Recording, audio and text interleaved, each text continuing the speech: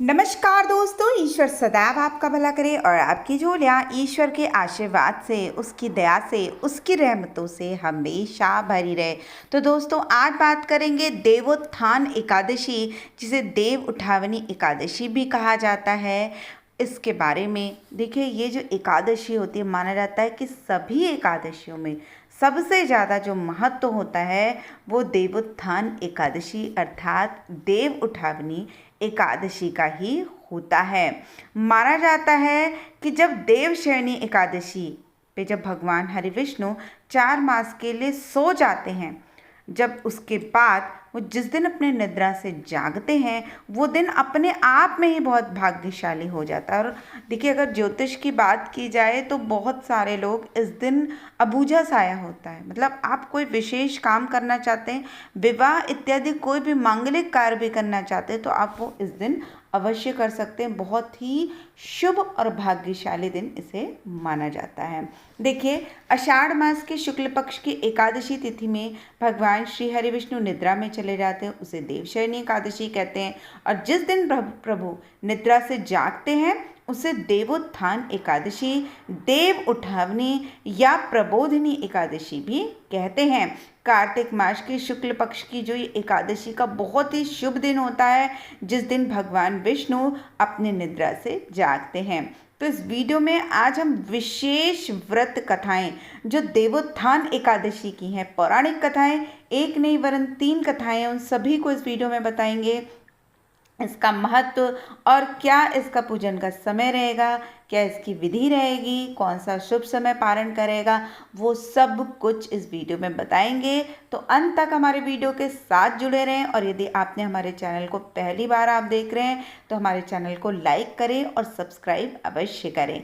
तो दोस्तों, बात करेंगे इसकी व्रत कथा की। देखिए, पौराणिक ग्रंथों में जितनी भी एकादशियां हैं, सबका अपना महत्व है, सबकी अलग अलग व्रत कथाएं भी हैं।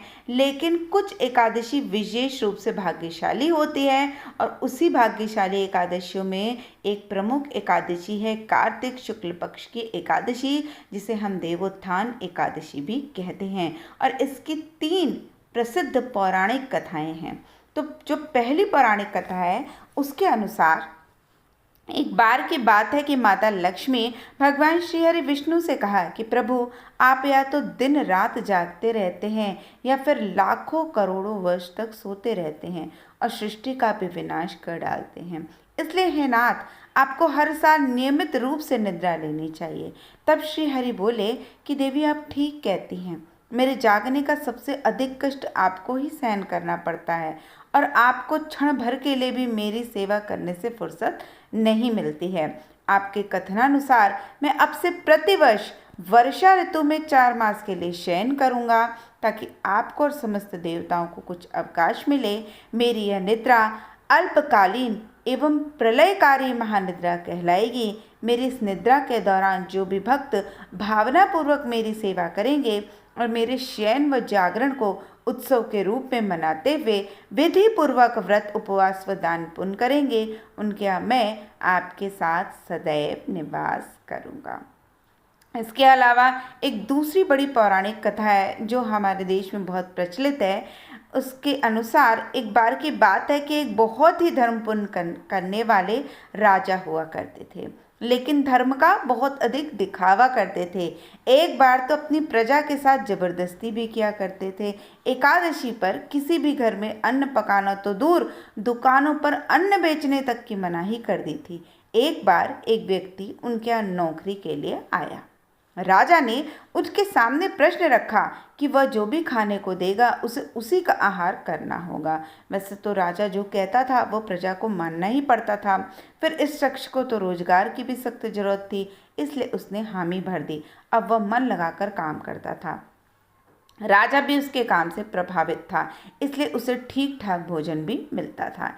एक बार एकादशी के दिन की बात है कि पूरे राज्य में अन्न ग्रहण ना करने की मुनादी करवा दी। अब वह व्यक्ति कड़ा परिश्रम करता था, लेकिन वह भगवान विष्णु का भक्त भी था।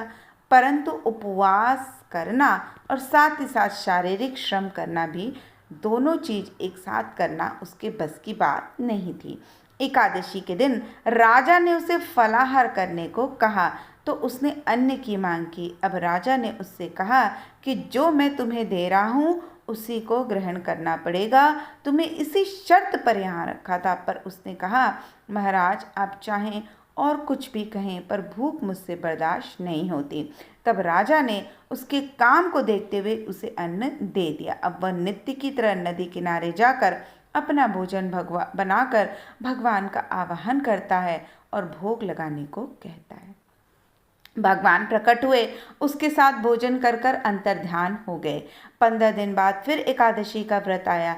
इस बार उसने राजा से दुगुना अन्न देने की बात कही और कहा कि स्वयं भगवान मेरे साथ भोजन करते हैं, इसलिए हम दोनों के लिए कम पड़ जाता है। राजा ने सोचा कि इसका मानसिक संतुलन बिगड़ा हुआ है। उसे लगभग धमकाते हुए उसने उच्च स्वर में कहा कि मुझे इतने साल हो गए उपवास और धर्म के कार्य करते हुए, मुझे तो भगवान ने कभी दर्शन नहीं दिए और तेरे साथ वो भोजन करते हैं। उसने कहा कि हे महाराज, मैं झूठ नहीं बोल रहा हूँ, यकीन नहीं आ रहा तो आप स्वयं देख लेना। जैसे तैसे राजा ने फिर उसे भोजन दे दिया, लेकिन इस बार कहा कि अगर जो तुम कुछ कह रहे हो वह सच नहीं हुआ तो फिर इसका अंजाम भुगतने के लिए तैयार रहना। व्यक्ति ने जाकर भोजन पकाया और भगवान का आवाहन करने लगा। राजा भी पेड़ के पीछे से उस पर नजर रखा रहा था। अब भगवान नहीं प्रकट हुए। व्यक्ति ने विवश होकर संकल्प किया कि हे प्रभु, यदि आपने भोजन ग्रहण नहीं किया तो मैं यहीं नदी में कूदकर अपने प्राण त्याग दूंगा। भगवान अब भी प्रकट नहीं हुए। वह जैसे ही दृढ़ निश्चय के साथ अपने प्राण त्यागने के लिए नदी की ओर बढ़ा तो भगवान प्रकट हुए और हमेशा की तरह उसके साथ भोजन करने लगे।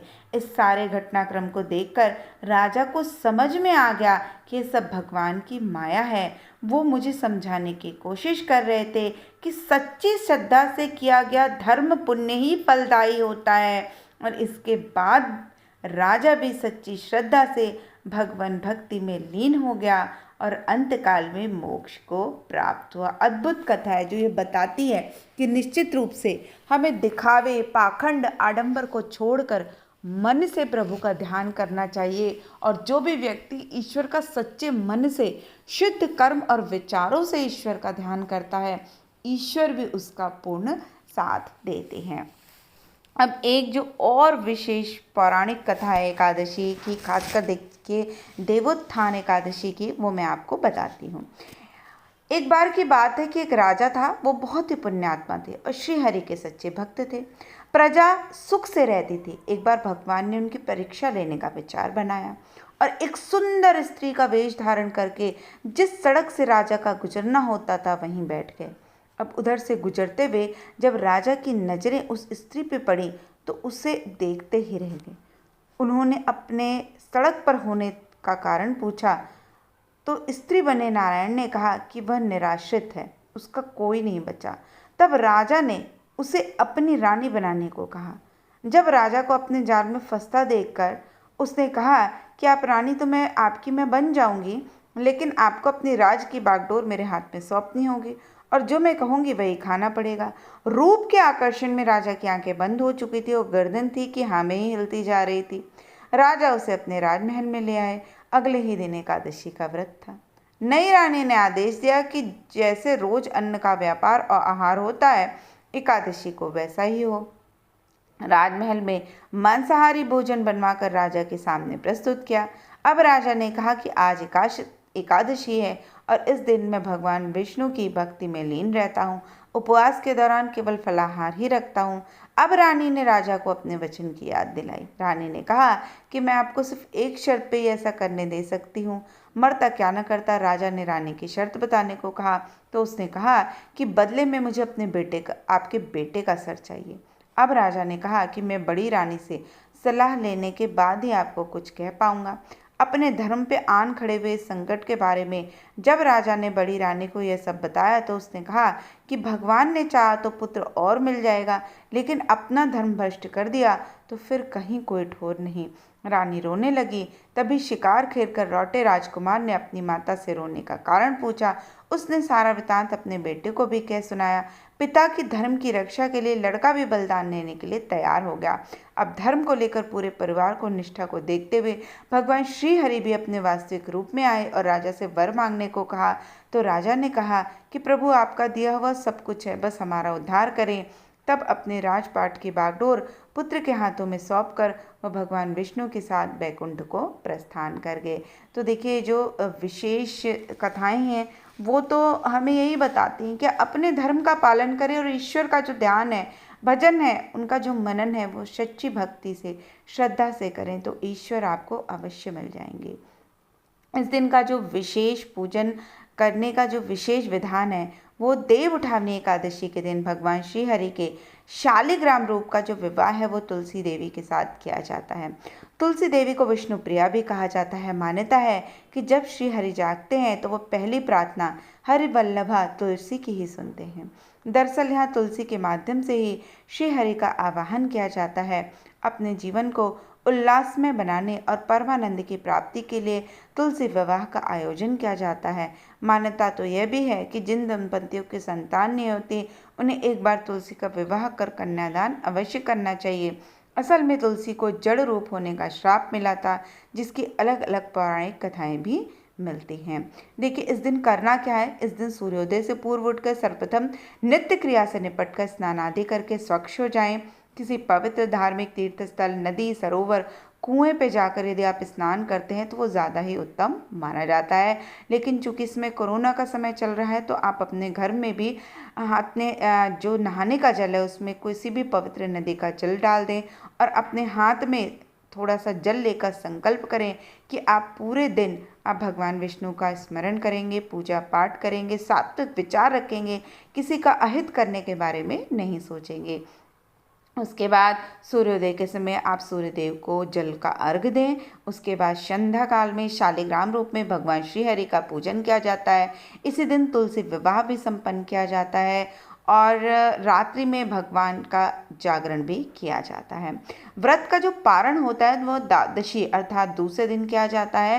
प्रातःकाल आप ब्राह्मणों को भोजन कराएं, वह दान दक्षिणा देकर विदा करें और उसके बाद यदि आप भोजन करते हैं तो निश्चित रूप से इस व्रत का जो आपको फल है वो सबसे ज़्यादा मिलता है। तुलसी देवी की पूजा के बाद इस व्रत में जब भी पारण किया जाता है तो पारण में तुलसी के पत्ते सर्वप्रथम अपने मुंह में लिया जाता है और उनको मुंह से चबाया नहीं जाता वरन निगला जाता है। और उसके बाद आप अपने व्रत का पारण करें तो जो देवोत्थान एकादशी है वो सबसे ज़्यादा आपके लिए फलदायी सिद्ध होगी। यदि इसके शुभ मुहूर्त की बात की जाए तो देखिए, ये जो इस बार 2020 में देवोत्थान एकादशी है वो 25 नवंबर 2020 को है। पारण का समय जो है वो अगले दिन है 26 नवंबर को। और इस दिन आप चूँकि तुलसी दल के साथ यदि आप पारण करते हैं तो निश्चित रूप से आपको इसका बहुत ही ज़्यादा शुभ फल प्राप्त मिलेगा। तो दोस्तों, आशा करती हूँ आपको हमारी आज की दी हुई जानकारी पसंद आई होगी। ऐसी ही रोचक जानकारियों के लिए कृपया आप हमारे चैनल को लाइक करें, सब्सक्राइब करें और कृपया शेयर करना ना भूलें। तो फिर मिलते हैं, तब तक के लिए नमस्कार।